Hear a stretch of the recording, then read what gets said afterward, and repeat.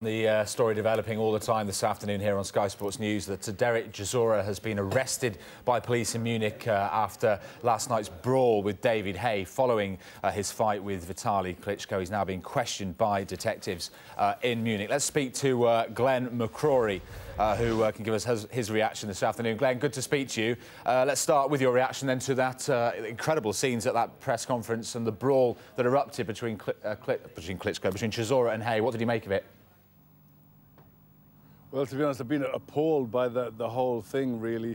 I just think it's just been a black day for boxing, really. Everything's been awful. Just the whole way David Chisora conducted himself out in Germany, slapping the champion, spitting on the other champion. And you know, the Klitschkos have really represented themselves very well throughout all of this, as they always do. But Chisora, really just quite a disgrace. And then to carry that on in the after-fight press conference with David Haye, who I suppose David Haye was just there trying to get a fight with Vitaly and try to talk himself into another world title fight.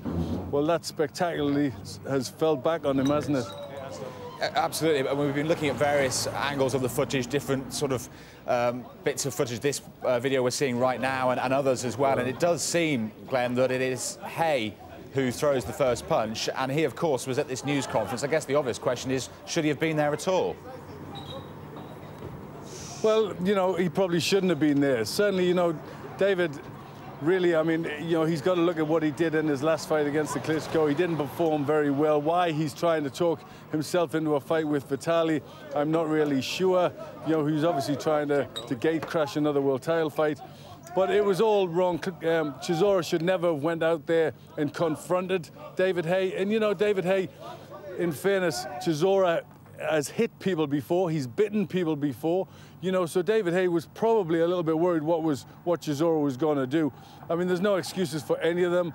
It was appalling behaviour. And, you know, I think I deal with amateur boxing clubs, and coaches have rang me this morning and say, you know, what do we say to the youngsters who are looking for positive role models in boxing, you know, who maybe at home don't have those role models and they look towards our champions?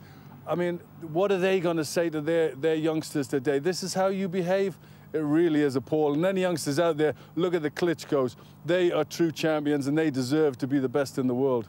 Yeah, so given what you're saying there, just how damaging is what happened last night to the image of British boxing, not only at home, but around the world as well? It's very damaging, you know. I mean, there's a fine line. We've got to realise, you know, we are in the boxing business. It is about fighting. So there is a fine line where, you know, tempers get frayed and that sort of thing happens. And there's also a fine line when promoters are building a fight. You know, you want to have a little bit of that. That's exciting. That brings something to it. But sadly, last night they crossed the line, and they crossed the line in very, very big fashion. And I think we don't want to see anything like that again. It was really appalling. What should happen next then for both men? Because, of course, Chisora already in danger of losing £31,000 for slapping Vitaly, as you mentioned, before the fight. Do you think the British Boxing Board of Control now needs to take further action against both him and Haye? I think they will. I think they'll look at it very carefully. We've got a very good Boxing Board of Control, and Robert Smith is excellent. And he'll look at it. He's got a lot of common sense. I think, you know, certainly David Chisora will be punished for this, whether it's fine or whatever they do. I will back whatever the board do, but I think they will do something. For me, I think it was over the top. It was too bad. It was almost, you know, it was thuggish behaviour.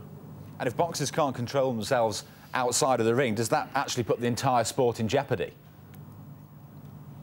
It certainly does. You know, there's a lot of people over the years that knock boxing and say, you know, it's violent. And when things like this go on, well, I mean, that just adds to their argument, you know, and it was appalling behaviour. We don't want to see anything like this again. I'm sure, you know, this is the sport of gentlemen. This is the noble art, you know, and fighters, the first thing they do is, after a fight, is fall each other's arms. They don't go around picking fights in press conferences and getting into brawls and threatening to harm people. I mean, that just shouldn't happen. And while it's hard to offer up an excuse for that sort of behaviour, do you think maybe the fact that boxing news conferences are such big business now, a lot of them are shown live on television, do you think maybe that boxers with the cameras there and the pressure maybe overreact and react in a way they wouldn't normally do? Well, you know, I mean, they have in the past. You know, Muhammad Ali did all that, did it tongue in cheek, you know, and probably was a lot to blame for starting this. But he did it with a smile and a sense of humour. You know, it's starting to get to the point where fighters are punching each other and hitting each other. Then, you know, that's not the sort of behaviour you want, and that's not a good role model for youngsters. And there's so many youngsters look up to these guys as heroes, have such a great effect on these youngsters' lives that, you know, you just cannot, in this day and age, go on behaving like that. Glenn McCrory, very interesting to get your views on that. Thanks very much for your time. Thank you.